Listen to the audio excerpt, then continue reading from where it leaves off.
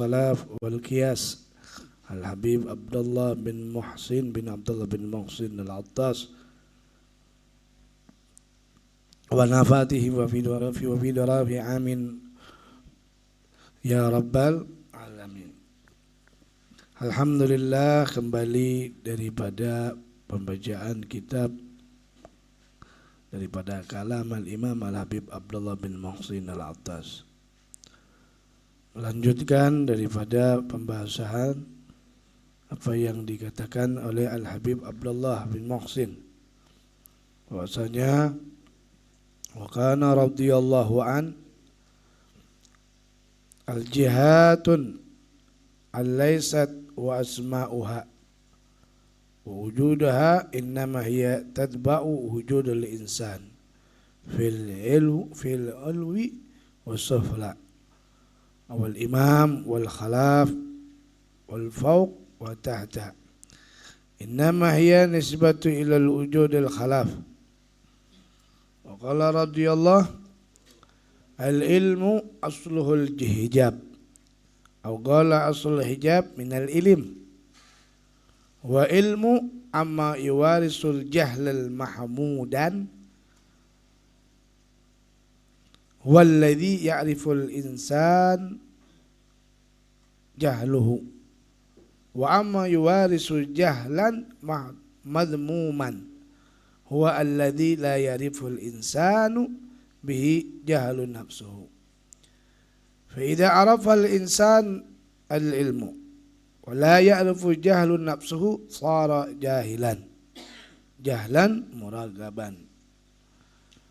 Kemarin sudah dibahas bahwasanya kata Al-Habib Abdullah bin Muhsin bahwa jalan yang menuju kepada Allah itu bukan dikarenakan sebab tiba-tiba dia jadi wali min auliya Allah, atau dengan nasab, atau dengan sesuatu yang sekiranya itu hartanya, tidak. Akan tetapi innama hiya tadbul ujul insan, sesungguhnya seorang itu akan menjadi kekasih Allah itu mengikuti wujudul insan, dengan adanya manusia yang sudah dia mengikuti Rasulullah. Artinya jika kita tidak keluar jarul salafus salihin yang memang sudah ditentukan dari kitab-kitab salaf seperti Al-Imam Al-Habib Abdullah Al-Haddad, seperti Imam Ghazali dan para salaf-salaf yang sudah mengajarkan di dalam kitabnya itu, maka sudah ikutin aja sudah. Enggak usah keluar dari tarekat mereka.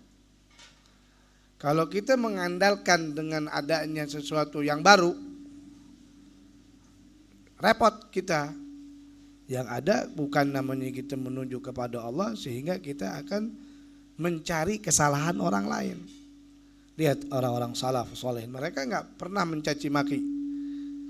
Ilmu mereka adalah mengajarkan bagaimana cinta kepada Allah, bagaimana mereka mengamalkan sunnah Nabi Muhammad SAW. Jihad, enggak ada kata susah kalau udah dia bersambung dengan Rasulullah. Kalau udah dia yakin, dia kembalinya kepada siapa? Kepada orang-orang saleh. Kalau kita nggak nemuin Habib Abdullah bin Muhsin, gimana caranya supaya rapi urusan kita? Jarah ke wali, baca kitabnya. Nggak bisa bahasa Arab, cari karangan terjemahnya. Nah ini kebanyakan orang, apalagi anak-anak murid biasanya begitu. Dikasih perintah, dikasih arahan, bukan makin dia semakin yakin, tapi semakin ngedon. Diberikan satu arahan, padahal itu buat motivasi dia menuju apa di saat dia nanti dia punya sesuatu yang berat, ketika di waktu itu dia benar-benar dikasih amanah yang berat dan dia bisa menjalankannya, maka nanti kesusahan itu akan menjadi ringan. Lalu nggak bisa, ya jalah ke wali. Pusing, bukan ngadu sama orang. Bukan ngadu sama yang lain, bukan bikin status, tapi apa? Ngadunya sama para wali yang sudah mereka berhasil kepada Allah. Katanya mau selamat, katanya pengen sukses. Orang-orang dulu tuh seperti Habib Abdullah bin Muhsin tuh dari Hadramut, mereka ya nggak ada duit, nggak ada HP, nggak punya apa-apa. Tapi kok bisa ke sini datang kemari? Sebabnya apa? Karena yakin apa yang dicari? Gurunya.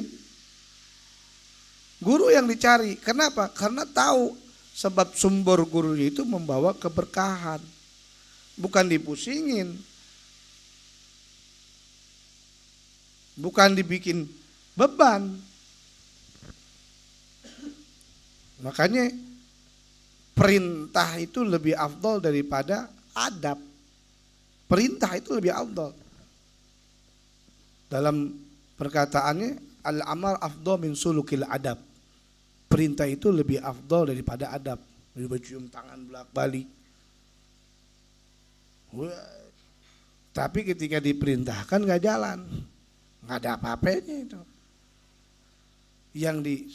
Seperti iblis disuruh sujud, itu adab apa? Perintah. Perintah, bukan adab. Bukan dibikin pusing kalau udah perintah mah. Ini dibikin pusing. Udah dibikin pusing liar. Udah bikin liar nanti. Udah aja. Nggak enak hati. Ngegerutuk hatinya. Bagaimana dia bisa mendapatkan ma'rifatillah? Syekh Ali Baros itu nggak punya apa-apa. Syekh Ali Baros tuh karena dia mendengerin perintah, disuruh perintah jalan, mau nggak mau jalan, susah nggak susah jalan, itu namanya perintah. Mau hujan mau nggak hujan datang. Kalau udah diperintah datang, kalau udah guru perintah datang. Makanya berkah orang-orang soleh. Al Habib Abdullah bin Muhsin diperintahin dari Pekojan. Gurunya itu di Pekojan Habib Ahmad bin Amjad, Habib Abdullah bin Muhsin di Hadramut. Ya Abdullah, jainnya datang kan. Zaman dulu nggak ada kereta, nggak ada apa-apa. Cuman karena apa? Yakin sama guru di jalan. Zaman sekarang mah enggak. Kalau dikasih perintah, pusing dulu. Udah pusing ngadep nangis. Nah, murid zaman sekarang begitu. Kalau nggak guru tuh hatinya, nggak enak hati. Gimana dia mau berkah? Tadi matiin HP-nya, nggak aktif. Gimana mau berkah? Nah ini orang-orang soleh itu nggak ada yang begitu. Makanya kata Habib Abdullah bin Muhsin, kalau pengen dibuka ilmu. Makanya apa beliau bilang? Beliau bilang apa? Ya.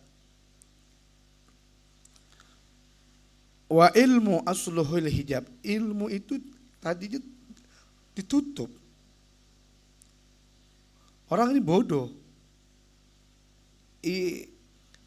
Nabi Allah Adam alaihi salam, beliau dimuliakan oleh Allah disebabkan apa? Zatnya. Udah pasti nabi. Tapi mana orang tahu dia nabi? Para malaikat mana dia tahu? Dikarenakan adanya ilmu dikasih sama Allah, dibuka tabir-tabir ilmu-ilmu yang ada seperti bahasa-bahasa yang kita nggak tahu seperti kentut, bahasa Arabnya apa? Durat. Tapi ada lagi bahasa kentut tapi nggak berbunyi. Terus etanu sengit. Bahasa Arabnya apa? Al-fusaun. Itu ilmu sehingga para malaikat kok tahu? Karena dimuliai nama Allah Subhanahu wa taala dengan sebab ilmu. Makanya aslunya awalnya ilmu itu dihijab sama Allah. Bagi siapa yang Allah akan buka, atau dikatakan juga wa asul hijab minal ilm, atau ada ilmu, tapi atau emang ibaratnya sudah ada sumber. ini bakal jadi orang alim, ini bakal jadi orang alim. Gimana cara ngebuka itu ilmu? Ya dengan belajar. Misalnya kiai, orang kiai, ini kiai, otomatis kan anaknya atau keturunannya pasti menjadi orang mulia. Ada orang biasa aja, bisa gak jadi orang alim nih anak? Gimana supaya kebuka ilmunya? Otomatis ini orang walaupun ini bapaknya bukan orang alim, anak punya abah anda gak bisa bukan orang alim, orang biasa. Tapi karena ada keinginan anaknya menjadi seorang ulama, dibelajarin, dipondokin, kebuka itu ilmu. Begitupun ente orang ahli hikmah, biar ilmu itu terbuka, kan ada ilmu yang namanya ilmu laduni. Ilmu tanpa dipelajarin. Seperti Syekh Ali Baros itu ilmu laduni. Ilmu tidak tanpa dipelajarin. Gimana? Ya khidmah, nyuci-nyuci kamar mandi, bersihin kamar mandinya guru. Apalagi rapi-rapi. Ada inisiatif yang dijalanin. Bukan ngajadauk, bukan diem wae yang cicing wae. Kalau pengen ilmu laduni, namanya ilmu futuh. Nah, ilmu futuh itu tidak akan bisa mendapatkan dari ilmu kita yang kita pelajarin. Ilmu futuh itu dengan berhikmah. Sehingga ente akan terbuka, tanpa ente belajar terbuka tuh ilmunya. Dihijab, hijabnya dibuka sama Allah. Kenapa? Karena hatinya bersih. Karena hatinya bersih, yang kita nggak tahu kebuka. Kayak orang baca salawat nih, terus baca salawat. Pokoknya baca salawat aja, nggak mau apa-apa, baca salawat. Nanti dibuka tuh. Tak tahu peluk, cek 2M. Nah dengan biasa. Dengan kita salawat ikhlas karena Allah Ta'ala, terbuka dikasih sama Allah. Itu ilmu futuh.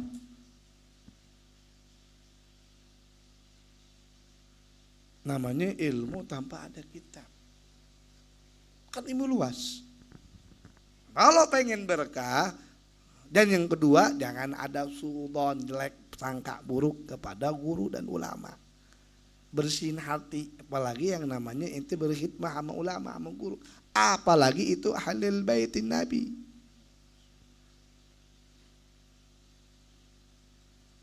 Jangan sampai kita sia-siain. Tuh lihat Ustaz Jamal, 27 tahun hikmah sama Habib Hasan, matinya husnul khotimah. Disolatin ribuan orang, ditungguin lagi mayitnya sama Habib Hasan. Tungguin, diliatin. Itu kan gak gampang dapat berkah begitu. Nah kalau dilihat Jamal siapa sih? Nggak ada siapa-siapanya. Kalau udah mati ya biasa, kumpul kayak orang biasa. Tapi karena dia khidmah, dia yakin dari itu, dia yakin dia jalan, Allah kasih kemudahan sehingga matinya husnul khatimah. Nah, itu nggak gampang dapat yang begitu. Susah nyari orang yang begitu susah. Harus benar-benar hati lillahi ta'ala. Ilmu itu kata Habib Abdullah diwariskan, ada ilmu kebodohan tapi mulia. Ada ilmu bodoh, artinya ilmu ini bisa menjadi dirinya dia bodoh, tapi dimuliain sama Allah Subhanahu wa taala. Maksudnya gimana, Beb? Maksudnya seperti huwallazi ya'rifun nas jahluhu. Yang mana dia mengetahui bagaimana kadar manusia dengan ilmunya. Ini ilmu ada, ini ilmu dites tuh. Dan dia bodoh buat diri dia sendiri. Ya Allah. Ternyata ada lagi ilmu yang lebih tinggi dari ilmu yang saya punya miliki. Sehingga saya ini nggak punya apa-apa. Oh, subhanallah, ada kitab ini, ada kitab ini, ada kitab ini. Saking dia pelajarin itu ilmu, semakin dirinya dia bodoh. Kenapa? Karena mungkin dia merasa dia tidak ada apa-apanya dengan dia punya milikin ilmu. Nah, itu adalah ilmu yang mengenalkan dirinya bodoh tapi dicintai oleh Allah Subhanahu wa taala. Ada ilmu yang diwariskan jelek. Seperti alladzi la ya'rifun nas bihi jahlun nafsu. Dia ngasih tahu sama orang begini, ente mesti begini salat dan tinggalin ya. Tapi dirinya nggak dikoreksi. Dengan ilmunya dia nggak koreksi. Kayak dia lebih pintar sama orang lain. Wah, ini begini. Ada nggak yang itu? Banyak. Ada yang begitu banyak sekali. Kayak orang pintar tapi dia ngejelekin keluarga Nabi Muhammad. Tapi dia ngejelekin orang lain, tapi dia ngejatoin orang, oh dia yang lebih alim, dia yang lebih pintar. Itu ada yang begitu. Maka orang yang macam-macam itu adalah ilmu yang hina di mata Allah Subhanahu wa taala. Itu banyak yang begitu. Na'udzubillah min. Fa idza arafa al-insan al-ilmu, jika manusia mengetahui ilmu, nah, ilmu kan sifat. Wala ya'rifu jahl nafsu sara. Nah ini, kalau dia mengetahui manusia dikasih tahu, ente jangan begini, jangan begitu, jangan begini, jangan begitu.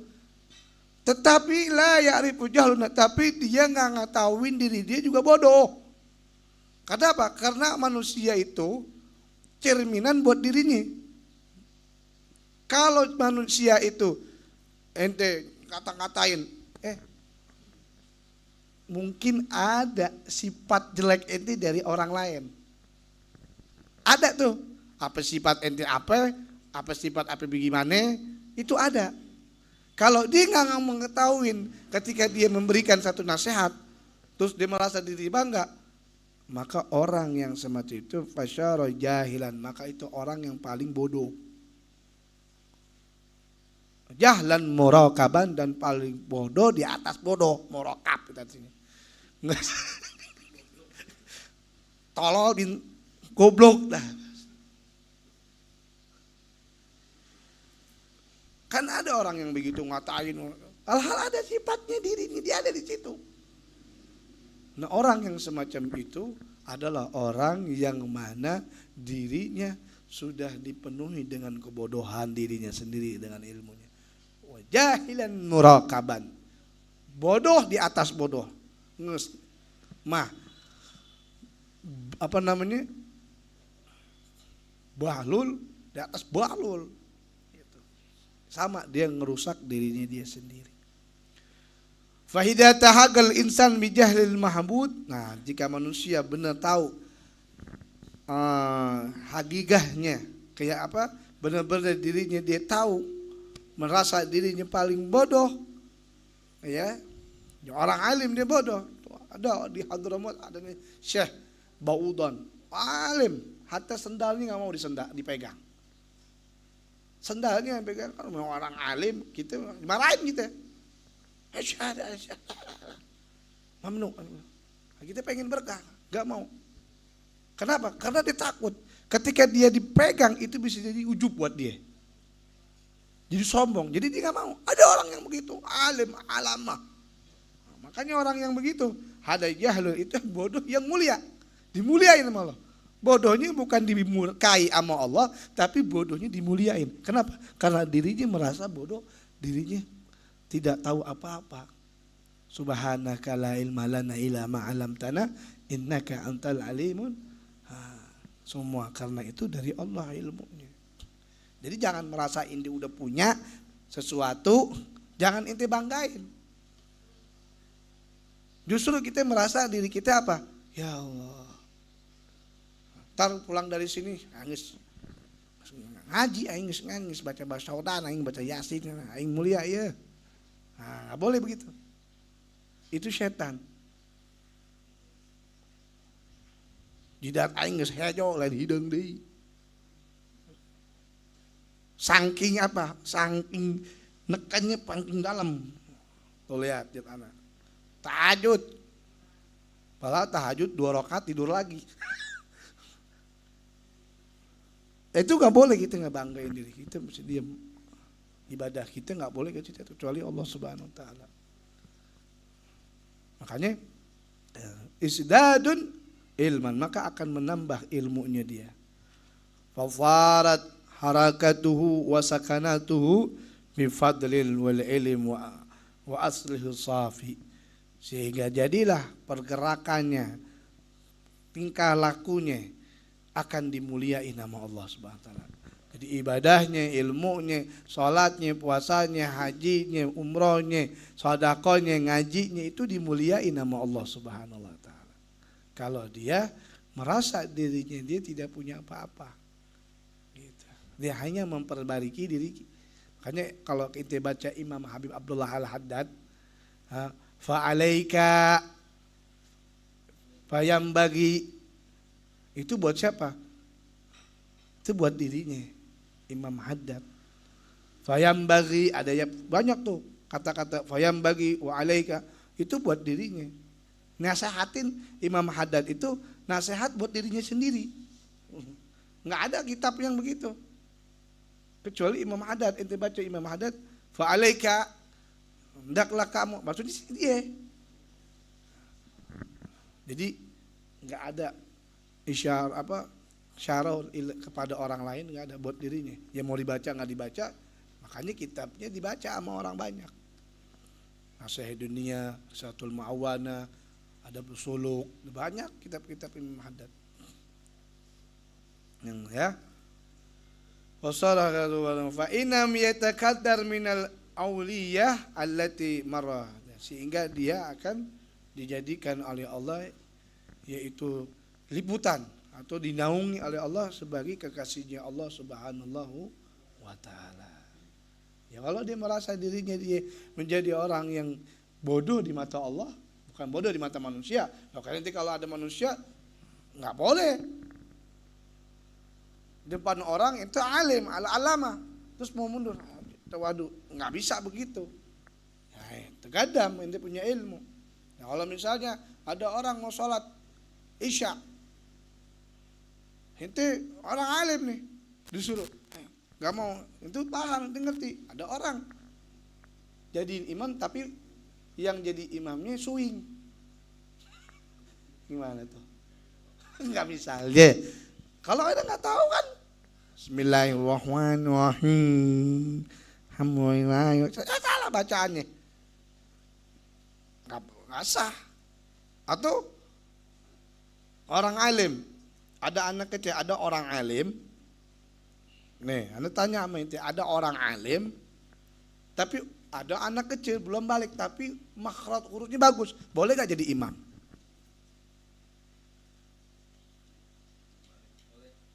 Nggak boleh. Karena syarat jadi imam apa? Balik. Ya anak kecil belum balik, nggak sah.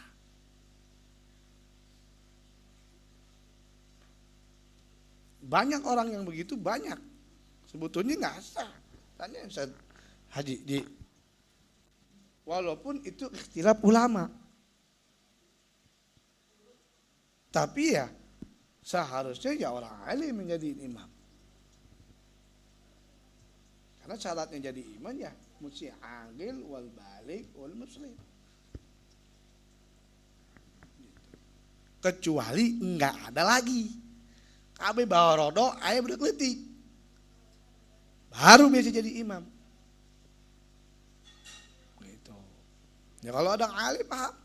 Karena satu huruf waladhdallin. Kalau enggak bisa waladhdallin. Ya. Nah ini bisa dipecahkan dengan kita dengan ilmu. Ya, seperti apa contohnya? Wasyamsu allati yahtaraqa sya'a'uha ad-dujajatun mutawannahu wa tadharu syamsu bihasabil launu dujad wa talawnahu min qabilat la min asli, seperti munculnya, ya, seperti matahari yang membakar sesuatu perhiasan. Ini matahari. Ilmu ini ibarat matahari yang menerangi apa? Bumi. Ilmu itu ibarat matahari yang menerangi satu wilayah. Kalau ini orang alim, ada satu orang alim yang di satu tempat itu, satu aja, itu menyamai 1000 atau 100 dah kurang lebih orang ahli ibadah. Cukup satu orang alim itu menyangkut daripada ratusan orang ibadah dengan orang alim. Nah, seperti matahari. Matahari itu yang menyinari bumi atau yang membakar sesuatu perhiasan atau pohon-pohon yang kiranya ibaratnya matahari itu memancar.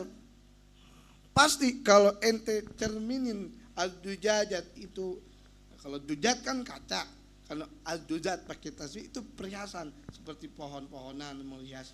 Itu kalau lama-lama bisa bakar. Nah, ibaratnya apa? Kalau ada orang alim, yang mana orang alim itu yang menerangi, maka setan pun akan terbakar dengan orang alim itu. Matahari itu. Jadi dia tahu, dia paham, dia ngerti. Kalau udah dia mengerti, dia paham, pasti dijalanin. Yang bisa menerangin dirinya sendiri. Karena tujuan ilmu buat nerangin diri, baru orang lain. Paham? Nah, itu maksudnya ya. Fatadharu syams bihasabi launuh.